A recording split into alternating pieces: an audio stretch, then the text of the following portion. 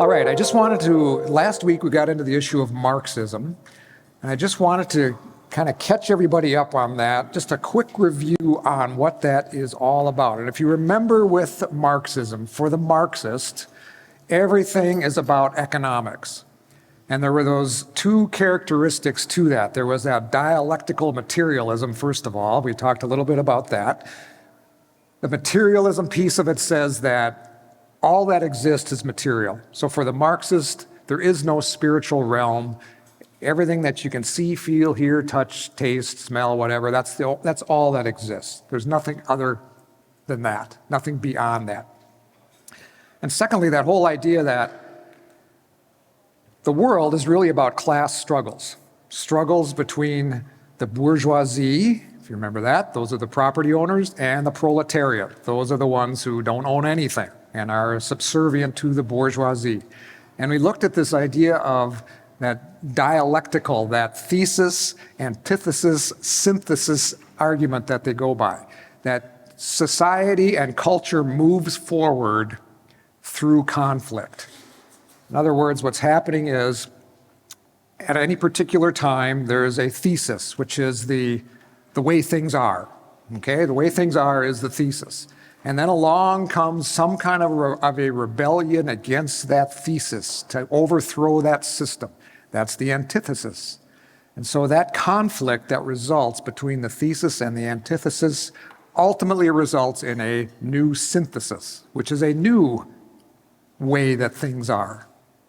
And in the minds of a Marxist, Karl Marx and Friedrich Engels in particular, this was their theory, this conflict has been going on since day one. And that's how society evolves, is through this cascading upward group of conflict that's taking place until eventually we're going to reach this communist utopia, which is at the top, where the proletarians rule, and we've developed this democratic communistic utopia. Now, David McLean asked me, how do you justify or how do you rationalize the idea of a democratic socialism? Aren't they contradictory terms? And I would say yes. But I think the word democratic is thrown on there as kind of an appeasement to kind of cover up what's really going on with the idea of socialism. Democratic, giving the people the idea that maybe they have some say in what's going on, but not necessarily. So in the eyes of the Marxist, this history is this struggle in which the move toward communism is inevitable. It's going to happen regardless. And that brings in that second point of economic determinism, which says that economics is the foundation for everything that goes on in society. Economics is what has determined the entire course of history, ultimately and inevitably leading to communism, this communist future. And all these developments that have taken place in history over time have been driven by economic issues. One thing that they consider to be a problem was that transition from agriculture to industry, where it caused a lot of people to lose ownership of the land. And Denise, you kind of mentioned that a little bit last week with these large corporations, okay? So there's creating two classes of people, this bourgeoisie and the proletariat. And that economic struggle, though, has influenced everything that's gone on: politics, law, culture, religion, all the aspects of life. Democracy and capitalism will eventually be overthrown. Communism cannot be stopped. That's the mindset.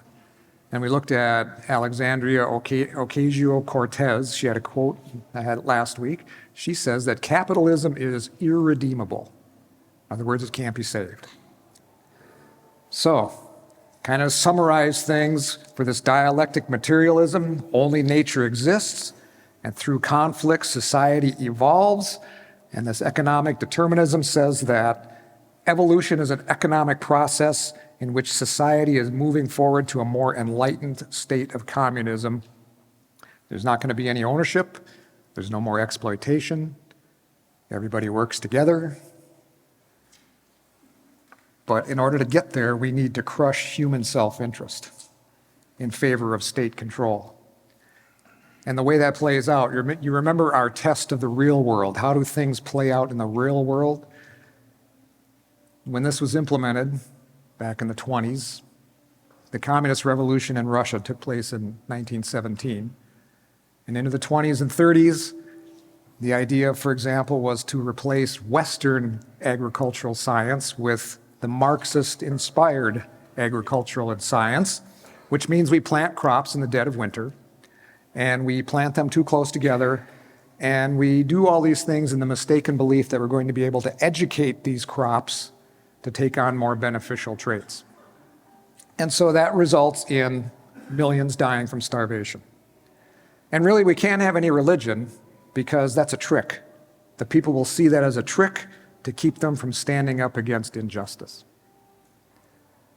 Progress can't be stopped. Communism is inevitable. Are we good so far? Now, this is not necessarily a changing point in what we're talking about.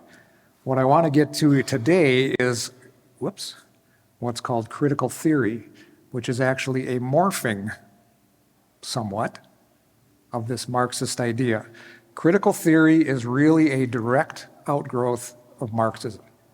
It's coming from those ideas. Paul? They kind of lost interest in this class struggle idea. Now it's a race struggle. Race replaced class. Okay. And that's exactly what's going on. What critical theory is all about is it's an ideology that divides the world, I'm getting a lot of echo, into oppressed groups and their oppressors. My AV guy is coaching me. I moved the microphone. What do I need to do next? So we've got under Marxism, we've got the bourgeoisie and the proletariats, okay? So we've got the oppressors as the bourgeoisie, and we've got the proletariats who are the oppressed. Now, as we get into this idea of critical theory, now we start to look at groups again, but different kinds of groups, to Paul's point.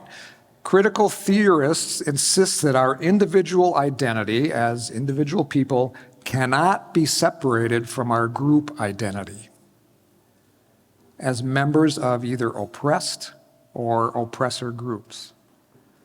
So in other words, what makes us us is not our own individual identity. It's what group are we in, or what groups are we in. What's going on here is what they consider to be hegemonic power.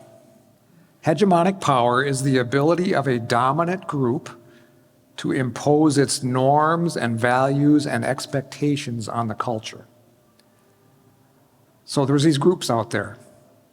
Some groups have more power than other groups, and some groups have this hegemonic power, which allows them to, let's be blunt, lord it over the oppressed groups.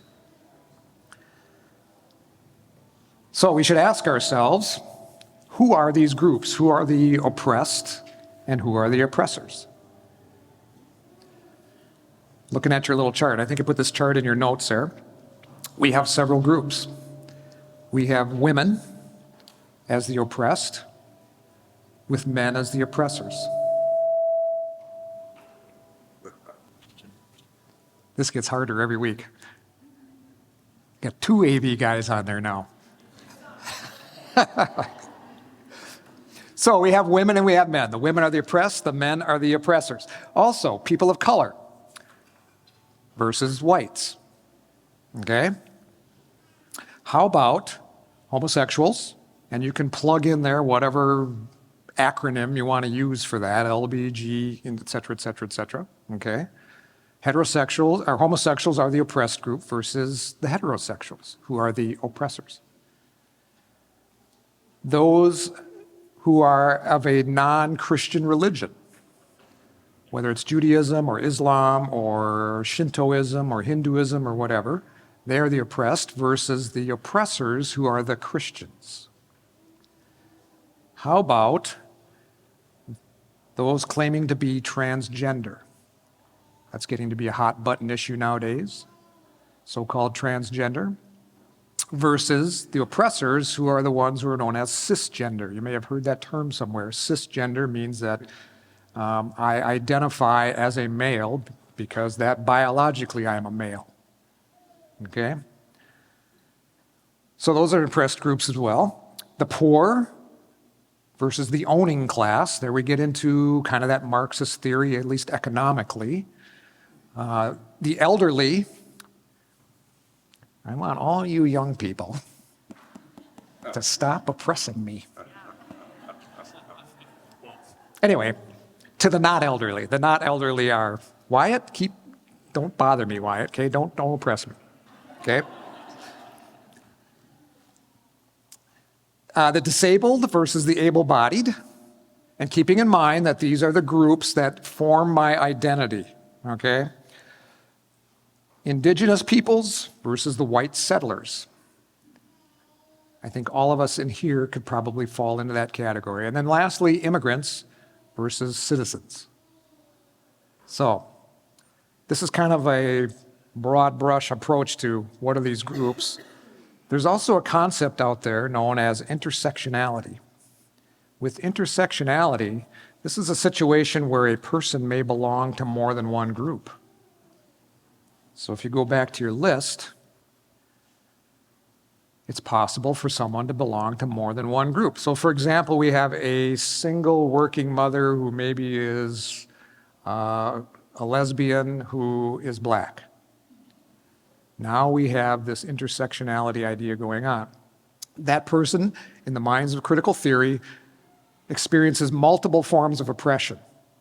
Not just the types of oppression that are happening for the particular group that that person is a member of, but some unique ones as well, ones that are unique to her because of this idea of intersectionality. Now let me ask you this question. Oops. Is it possible, we've got this idea of intersectionality, is it possible for a person to be both oppressed and an oppressor? How would that work? If you're an old woman, if you're an old white woman, in this theory, it is possible for someone to be both an oppressor, how about a younger woman maybe, and also oppressed as a woman. Now, how this plays out in reality obviously is going to get somewhat complicated. If I'm part of an oppressed group, but I'm also an oppressor, what do I do? Where do my loyalties lie? And what action should I take? So when we're looking at this from the test of reason, you remember our 4 worldview tests, from the test of reason, there seems to be some contradiction going on here. And when we start to see contradiction within a worldview, that's a warning sign that this worldview may not necessarily hold up. David. This is kind of a schizophrenic approach.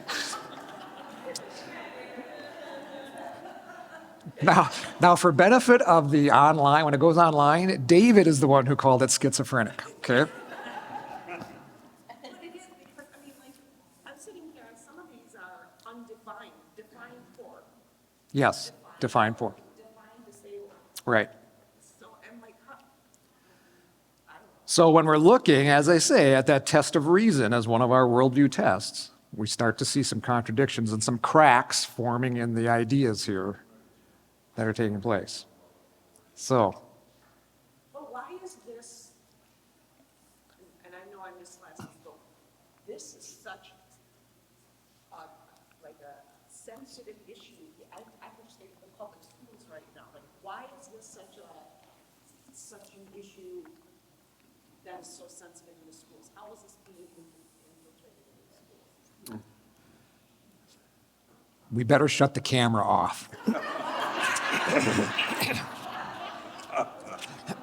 With all due respect to school teachers, there are many, many, many good school teachers out there. I don't want to disparage them all. But unfortunately, there's also some that aren't so good. I was just reading this morning about what's going on in the Roseville School District. There's a lot of this being promoted on the part of the school board to make the school district safe and inclusive. Whenever I hear those words, the hair on the back of my neck starts to go up. Okay, safe and inclusive, as if it wasn't safe before. Okay, so what's going on there is there's ideas that are being promoted and expected of the teaching staff to do certain things with respect to particularly transgender, those who are claiming to be transgender, okay? So it's influencing that way. Where that source is coming from, we looked back last week at who was the father. You remember who the father of modern education is in America? John Dewey. We looked at John Dewey, who was a tried and true Marxist.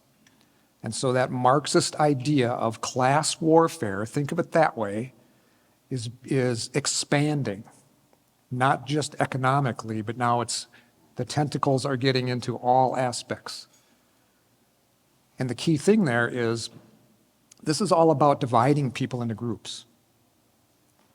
It's not about uniting people. That's what's very disturbing about it. And then with public schools, federal funding too. Right. Out the total line if they want Sure. Funding, okay? There's the old saying, he who pays the piper calls the tune. So who's ever paying the money has the control. So, anyway, now that we're all depressed.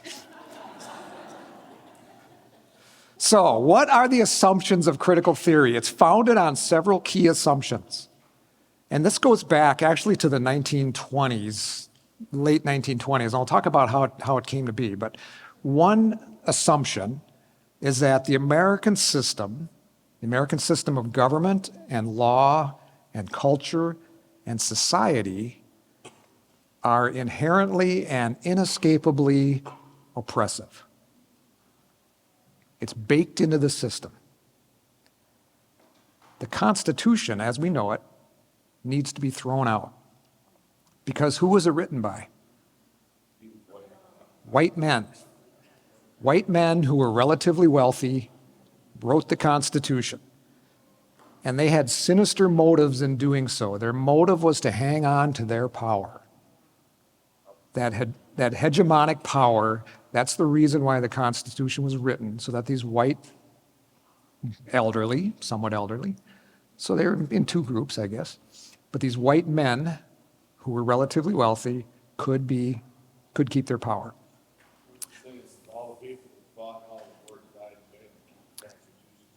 Well, I guess so, because they were deluded. So these words that were written down, we should not take them as they are, because those evil motives need to be exposed. So the Bible and the whole structure of Western law should not be taken at face value, because what was the motive behind those who were writing these things? They were written so certain people could hold on to power. Keep that in mind, that this is all about power. We kind of touched on that last week. Their second assumption is that everybody supports this oppression because we support the system, okay? That hegemony, it's called hegemony. We support that system of power, this hegemonic power. The dominant group maintains power by imposing their ideology on everybody else, on all of these oppressed groups. The third one, and I find this one fairly disturbing, the personal perceptions of the oppressed, in other words, what's known as their narrative, you may hear that term used, their narrative, takes precedence over the intents and the actions of others. Their lived experience gives the oppressed special access to the truth. Now, what does that imply? If someone has special access to truth, does that mean my truth is different? Janine's truth may be different from Doug's. Is that true? Are there variations in truth based on personal experience? It blows apart the definition of truth. Truth is what's true all the time, everywhere, okay? Right? Okay? So that's the problem, is it blows apart that definition of truth. Again, we have a test of reason, a crack showing up. Paul? You know, postmodernism talks, that kind of integrates with it, doesn't it? It does. The other ones would say there is no truth. Hold that thought. We'll get there in 2 weeks.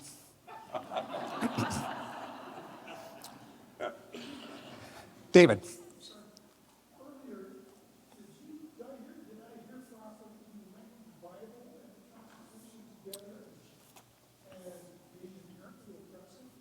Yes, the Bible. Because what they wrote in here isn't really what they meant. And keep in mind who this was written by. For example, men, an oppressing group. Hold that thought. We'll talk about that too.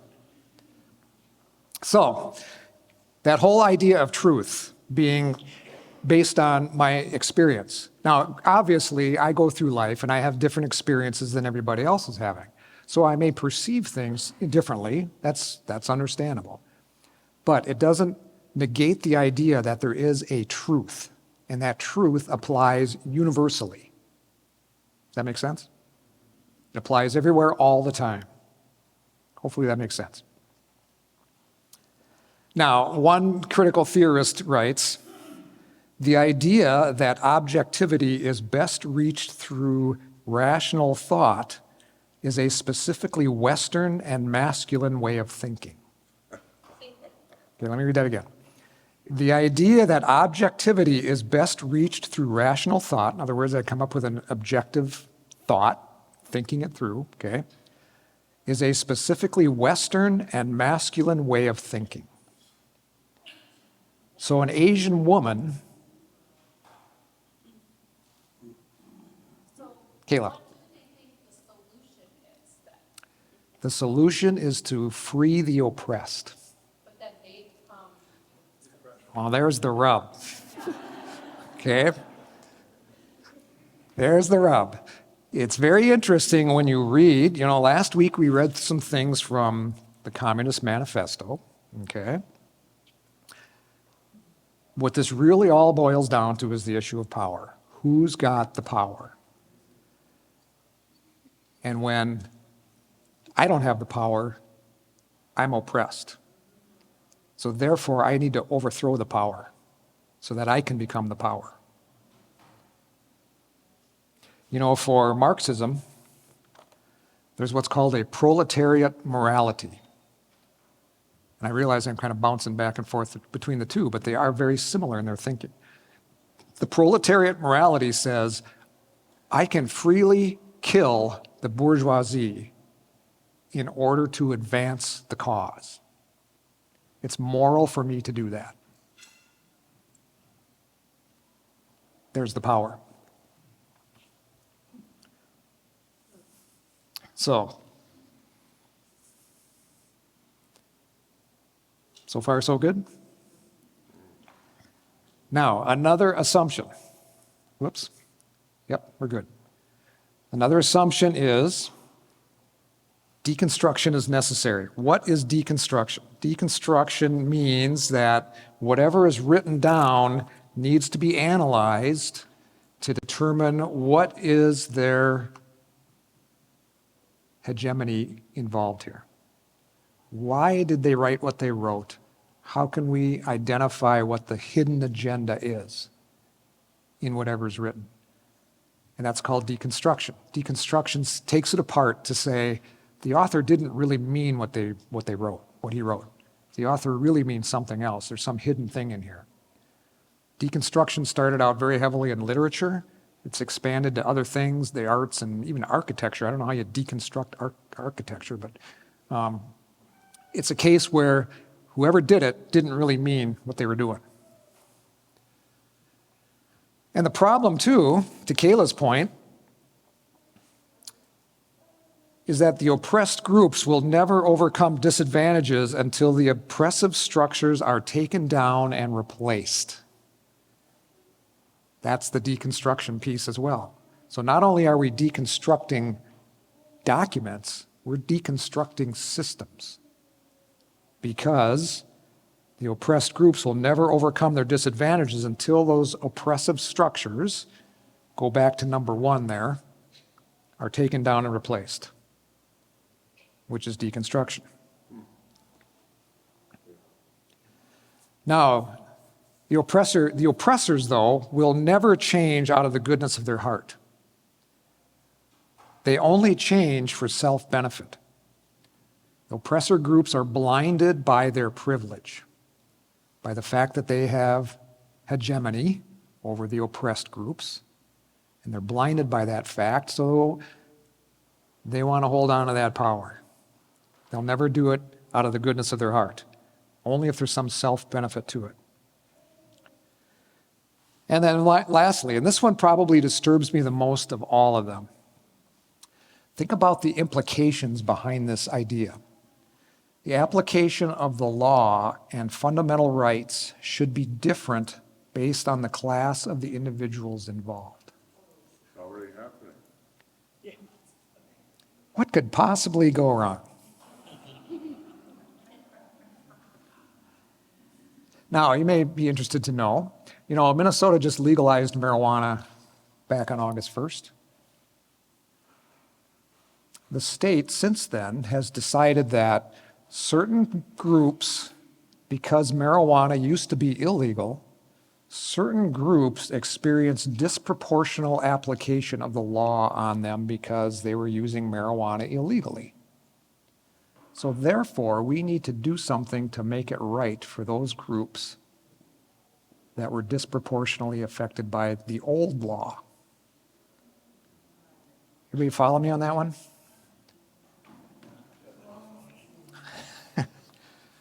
So what that means is if I was a marijuana user in the past, illegally, I was engaged in an illegal activity, now that marijuana is legal, because I'm in that group, there are some financial advantages for me as a result.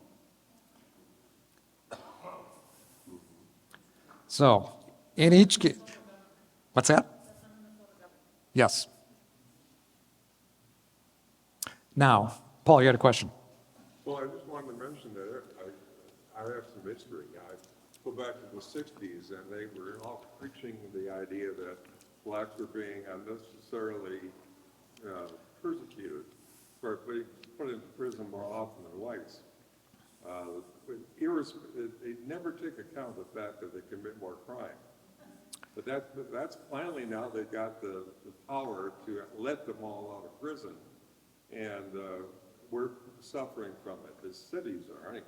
Well, again, we have that unequal application of the law and fundamental rights.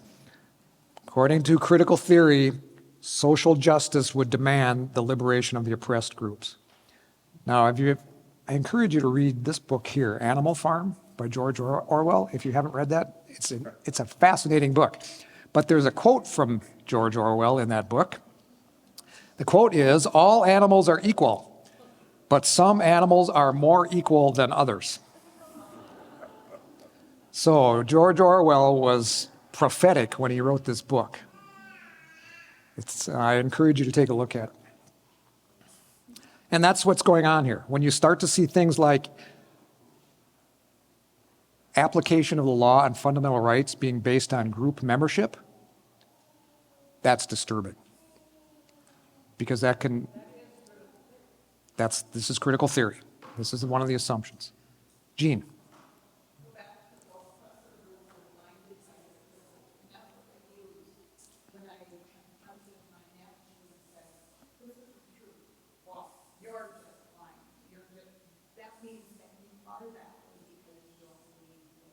Sure. Brad, you had your hand up too. Do you see this mainly as an American issue? Because I'm looking about other countries. There's a lot of countries that are a lot more oppressive than Asia. This would never So the question is this an American feature? I think, we're exposed to it more here. We're not necessarily seeing it take place in other places as much as we do here, because we're bumping up against it often. Heidi, you mentioned the schools. We're bumping up against this a lot, but I think it's happening in other places. But there's examples of true oppression in the world. For example, North Korea. That's truly oppressive. Or even China, which is truly oppressive as well in a lot of ways. So, I'm thinking 7 miles down the road, there's a church that is bringing this into their sign and their marketing they bring a little bit of truth, they touch emotion, and they get people riled up what's scary about this is it's insane for us sitting here listening to it because hopefully all of us have a solid foundation. But if you are soft in any way, shape, or form in the foundation you stand on, this is scary because it makes sense. it sounds good. Yeah. Yep. Yeah. It touches your emotion, it pulls on your feels, which we can easily be blinded by. Right. And we see that in the church 7 miles down the road that sits and is like, we love everybody. Right. Us saying the other churches don't. Yeah. The other churches are selective in their love. As we mentioned in the first or second session, everybody's got a worldview, right? Some are more fixed in their worldview and more developed in their worldview, but lots and lots of people haven't developed a firm worldview. And so they are easily swayed in particular directions by things like what Heidi's talking about. Who wouldn't want to live in a utopia where everybody gets along, we all work together, et cetera, et cetera, et cetera? And everyone's equal. Everybody's equal. But is that possible based on human nature? No, No, it's not. someone wants to be the king. There's always that guy. I think biologically, we're just men and women are different. We're not Biologically, we're different. Biologically. Anyway, so just remember that all animals are equal, but some animals are more equal than others. So according to critical theory, the presupposition is that everything in American society is thoroughly sexist, racist, homophobic, transphobic, patriarchal, ageist, ableist, put whatever label you want to on it. In each case, there's a group that is dominant. Those are the ones that have the hegemony, and they are systematically advantaged by society because of the group that they're in. Because of whatever group you're a member of, that's what gives you your advantages. And a group that is subordinate or is targeted is systematically disadvantaged because of their group membership.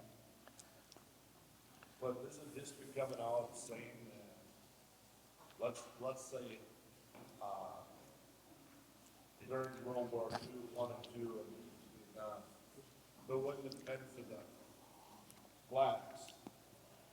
Everybody pulled their own weight, and women put the planes together, flew fighters. So we forget all that. We don't want to hear that. That never happened. We'll get to that. No, we won't. We don't want to hear it. That's the whole issue, to your point, Richard. That's that whole issue of deconstruction. Deconstruction applies to not only literature or the Constitution, it even applies to history and how history is recorded. That deconstruction, basically what it is, it's the process of questioning, doubting, and here's the key thing, ultimately rejecting beliefs while assuming that their meanings are inherently subjective. So in other words, I'm going to assume that Scripture, for example, is all subjective, that there is no objective truth in there, and so therefore I'm going to question it, I'm going to doubt it, and I'm going to ultimately reject it. That's deconstruction. Certain doctrines in the Scripture, easy to throw out because I choose not to believe them. I choose to believe that they are subjective. So certain doctrines of the faith, I choose to believe. Certain things that are written in here, I choose to believe are subjective. And one of those areas where deconstruction happens is in history. I don't know if you've heard about this, the 1619 Project. Okay? So most of us probably learned that the United States became the United States in 1776 with the Declaration of Independence, Revolutionary War that was going on, things like that. What critical theory would say is that no, the United States became the United States in 1619 when the first slaves arrived here at Jamestown in Virginia. This was, keep in mind, this was a year before the Pilgrims. Pilgrims were 1620, right? If I remember right? Yep. Jamestown in Virginia had already been established. The first slaves arrived in 1619. So there's a movement afoot, this 1619 project, that says that America started in 1619. That's the deconstruction of history that's going on. History is being revamped, revised, whatever you want to call it. Now, it's a historical fact that that took place, but is that the true founding of the United States when blacks first arrived on the continent? Are we looking at an educational curriculum, or are we looking at kind of a revisionist historiographical work? Deconstruction is really a polite term for demolition. We're going to blow it up and tear it down.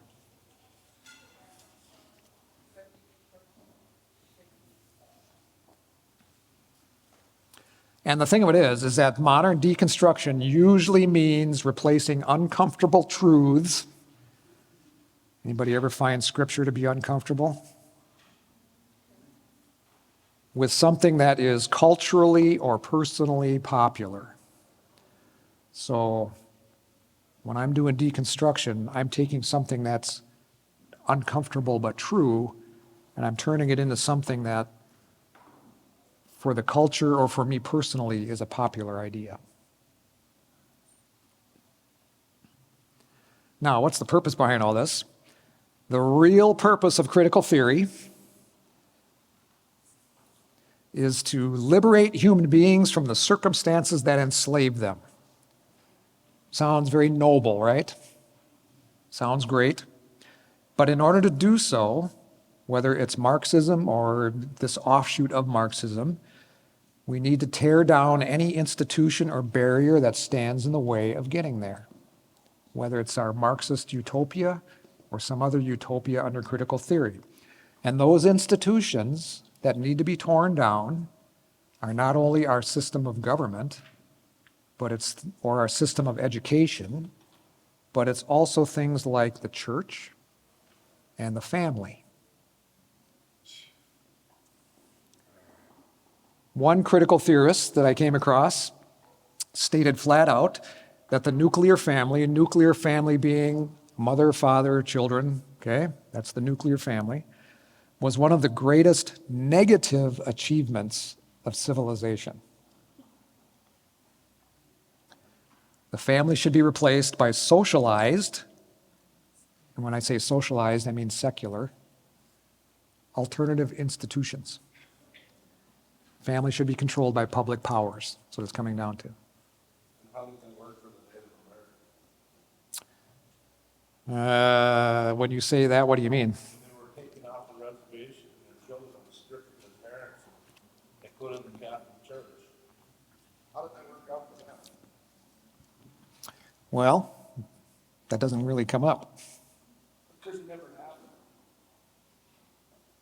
They say it never happened. We didn't do anything.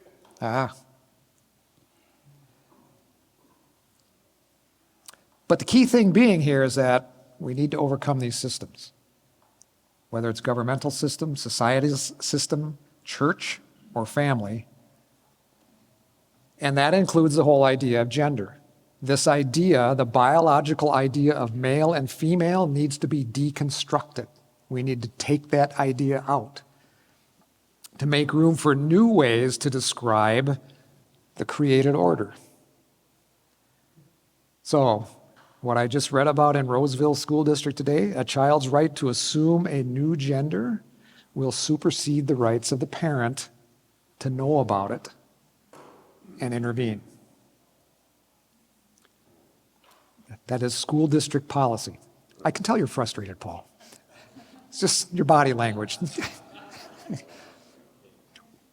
So that last area to liberate from oppression is that of sexuality. Human sexuality is that one big area. That's why this is becoming such a hot button issue. There's critical queer theory out there, which is a very activist school of thought that's involved in this. And that's looking to cast off any historical definitions and characterizations of sex and gender. And when I say historical, you can read Judeo-Christian definitions of sex and gender. And it regards the very idea that there are sexes as being oppressive. That's an oppressive idea. Okay? That there are different categories of sex or gender or sexuality. That very idea is oppressive. And Christian definitions of gender and sexuality are perceived as man-made social, what are called constructions. In other words, they're just made up by people. And the whole intention, the whole reason why they're made up and written down is to repress human freedom.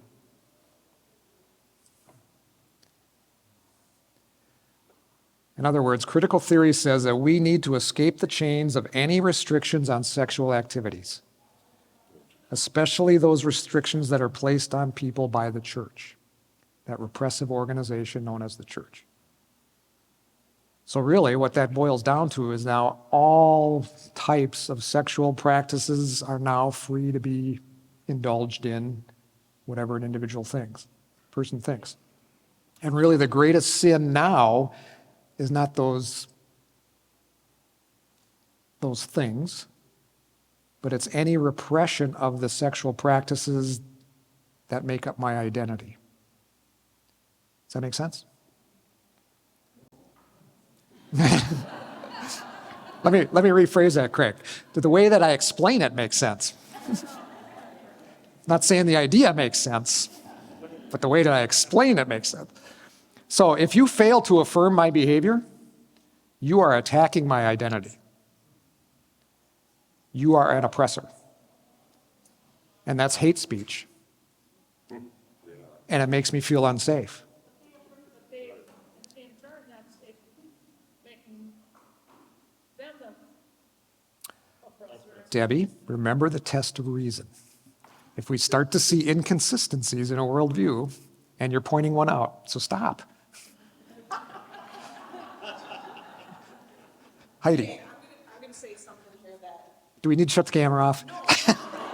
actually the complete opposite. I'm hearing what Pastor Denny said a few weeks ago in a sermon because I can feel all of us very passionate about our beliefs. We need to make sure that we are showing what we believe in versus what we stand against. Right. So I can feel us getting passionate here. I can feel us starting to get worked up. But I'm sitting here thinking, as Christians, how do we not come across as oppressors? We need to. Yeah, you tell us. Yeah, that's an excellent point. That's an excellent point. Tell us. I'm hitting the best. Excellent point. The key thing for us as believers, I think, is number one, we need to be aware. We need to be aware of what these messages are that are coming out from these worldviews. And not just, and be looking for, okay, how do I counter that? You know, if you ever listen to Janet Parshall, I listen to her on my way home from work, most of the time. And it's a case of, how do you defeat a bad idea with a better idea? And I think we have the better idea. Now, we are to do that winsomely. We are to do it without offending people. We can certainly disagree with their ideas, and they may take offense at that. In fact, that's part of this whole worldview thing, is people oftentimes, they don't want to hear a different worldview. They really don't want to because it undermines their assumptions about life. Go ahead, Paul. Think about the Israelis. They've tried to take that point of view where with the Muslims, to be conciliatory and trying to find some kind of solution. And the Muslims will have nothing to do with it. So what do? What do you do in a case like that? Sometimes it may boil down to that. I don't know. You got a better idea, and sometime they're going to have to accept it. Well, without force, you're not going to get change. I'm sorry. Well, all we can do though, and that's in that case, and I get your mess, I get what you're saying. We do need, if we have a better idea, we better be following this idea consistently. So, now that doesn't mean that we can't, let's use, for example, this cake baker out in Colorado, Masterpiece Cakes. He's been in court, I think he's on his third go-around now, over making cakes, doing something that he is, based on his religion, is opposed to. It's certainly within his rights to use the system, even though he's a Christian, to use the system to defend his rights. So, it's going to be a hard line for us to walk, a difficult line for us to walk as believers. When he said it best, the Who's- ultimate judge is God. Ultimate judge will be God. You'll go in front of him and just say, hey, your idea wasn't that good, was it? And always be looking for those 4 tests: the test of reason, grace.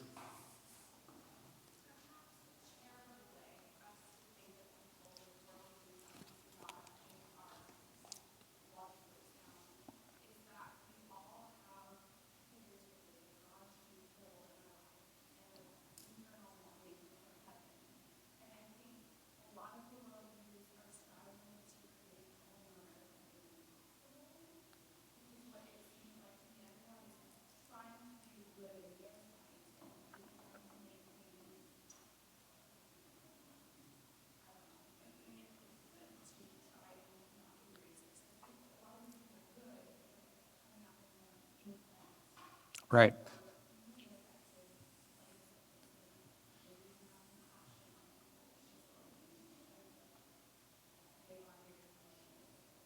So, to Grace's point, if I can summarize for it, we all have this God-shaped hole in our hearts, whether our worldview is a biblical worldview or a critical theory Marxist worldview. What differs is the approach. How do I try to fill that hole? Am I paraphrasing pretty well? Okay, so how do we as individuals try to fill that hole? One worldview says, I can't fill that hole on my own. The biblical worldview would say, what satisfies my heart's desire is a relationship with Jesus Christ. That's the only thing that's going to satisfy. Every worldview, every religion, let's use the terms interchangeably, because a worldview really is a religion. It's a set of beliefs that oftentimes affects our behavior and our actions, okay? Every worldview, religion, other than Christianity, is man trying to work his way to God. And to Grace's point, by trying not to be racist, I'm trying to be good. And I'm trying to work my way to that state. Christianity, the biblical worldview, is the only worldview that says, nope, God has come down to man and has done the work for us. That's the distinction. You look at everything else, it's all about what do I need to do. With the biblical worldview, I need to realize that it's been done. And the only thing left is to accept the fact that it has been done for me as an individual and put my faith in it. So, I don't know, is that kind of... So, it's like I say, it's going to be a hard path for us as believers to follow. At what point do we resist? To what degree do we resist? And at what point do we say, no, we're just going to roll with it? Never compromising this worldview. Yeah. Can I say something? We're called to be salt and light in this world, Right, right? correct. I think we withdrawn from it. That's the problem. That's why these people have moved into positions of power, because our people aren't there. I went to school board meetings here. I was interested in seeing about what the kids are learning, the materials they're being given, and it was nobody else who's ever checked into it. They were so surprised that somebody would show up and actually check and see what the kids were being forced to read. Sure. And you got a good, And I found that you got a point. No, he's things there that he would surprise you. Yeah. And you have a point. And that's why my goal is to make sure that we are aware so that we can understand what potentially could be happening at a school board meeting rather than just assuming, and I'm guilty of this too, assuming that things are going the way they were going when I was 17. Okay? That is not the case. It's not the case. So, To her point too, is as these new theories become more prominent and more, around, we need to remember the enemy is going to use them to create more divisions. And we are just as sinful as a critical race. absolutely. Leader, whatever you want to call it. Absolutely. So, I mean, I think that's what we have to remember is the enemy is going to use this to create divisions. And to Paul's point, yep, we do need to be salt and light, but I think we also need to keep ourselves in check that we are just as simple. Ken? Chris, if I could make a request, that interchange, that exchange we just had in place was very helpful. And if you could summarize what, maybe for next week, because I see that as a piece of our apologetics. Mm-hmm. You know, how do we, within our families, within our community, you know, start an intelligent conversation. And that exchange for me anyway was excellent. And I don't know if it's possible to summarize that. I'll do my best. Yeah, and without going on your syllabus. Yeah. That was Carol?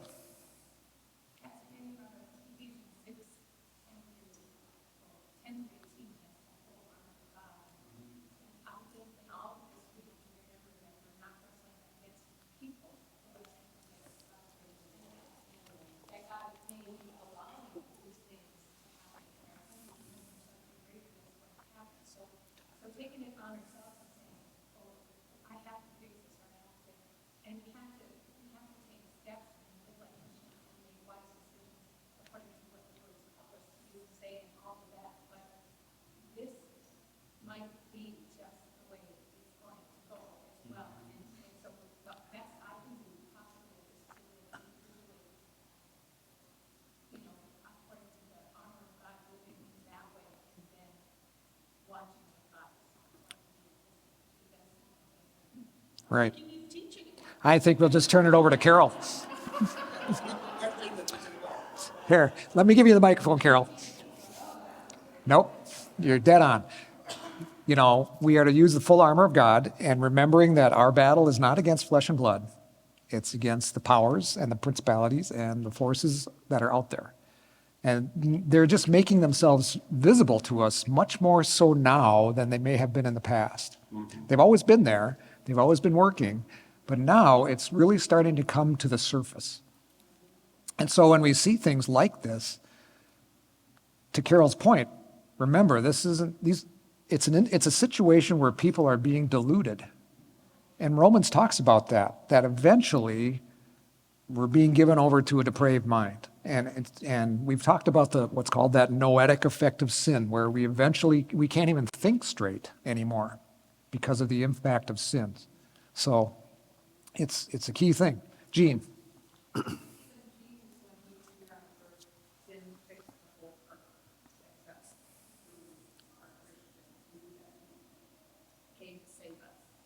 Right. Everybody has a free choice.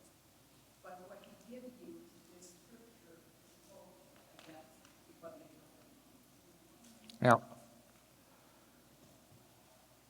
Jonas, you look like you have something on your mind. Well, you got the microphone, so would you mind reading 2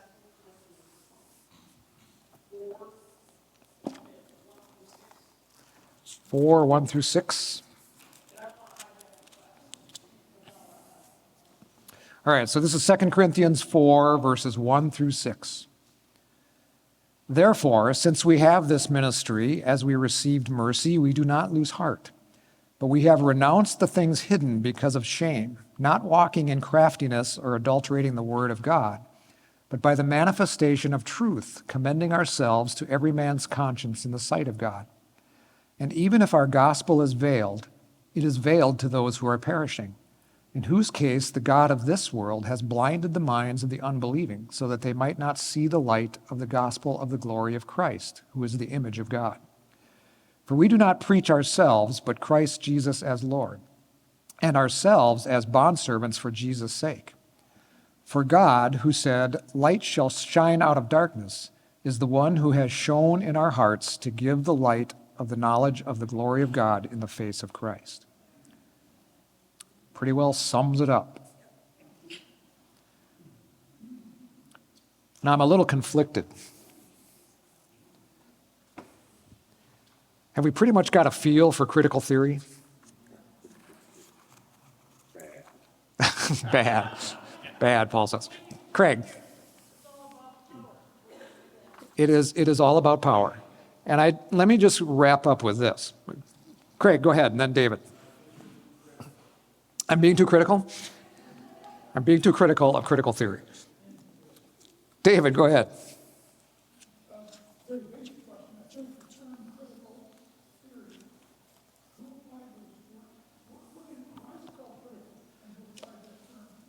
So it goes back to a university in Germany called the Frankfurt School. The Frankfurt School was dealing with social research. And it started out by, when meaning critical, the idea was we need to look at the existing systems to see where are they harming people.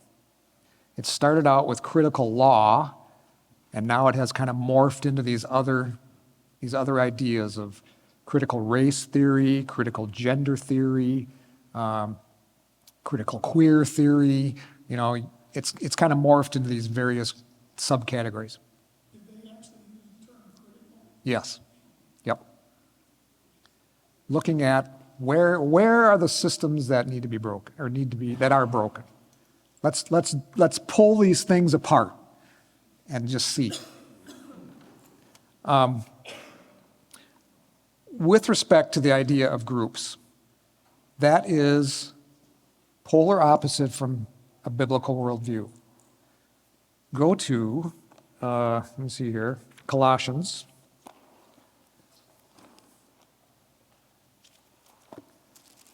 Colossians chapter 3, starting in verse 12. Now, obviously, Paul is writing specifically to believers here. So, especially as believers, we should be practicing what he's saying here. Colossians 3, verse 12. So, as those who have been chosen of God, holy and beloved, put on a heart of compassion, kindness, humility, gentleness, and patience, bearing with one another and forgiving each other. Whoever has a complaint against anyone, just as the Lord forgave you, so also should you. Beyond all these things, put on love, which is the perfect bond of what? Unity.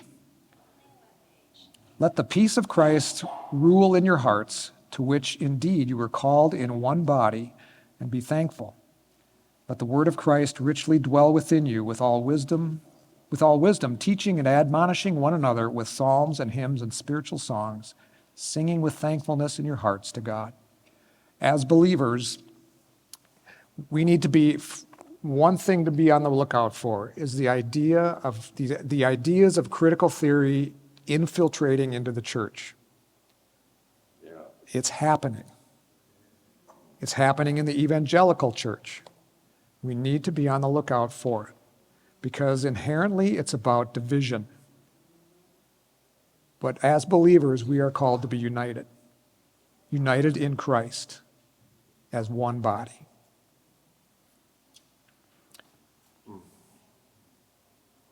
Look at all the stuff we didn't get to.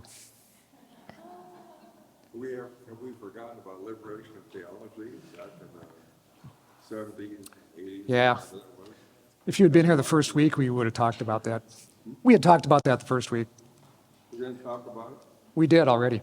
We do already. Yeah, you were in Hawaii, remember? 5 years ago. No, you were in Hawaii. So just a reminder, no class next week. Next week is a special presentation by Abby and Katie regarding their ministry and their plans for that. So I encourage you to come here for that.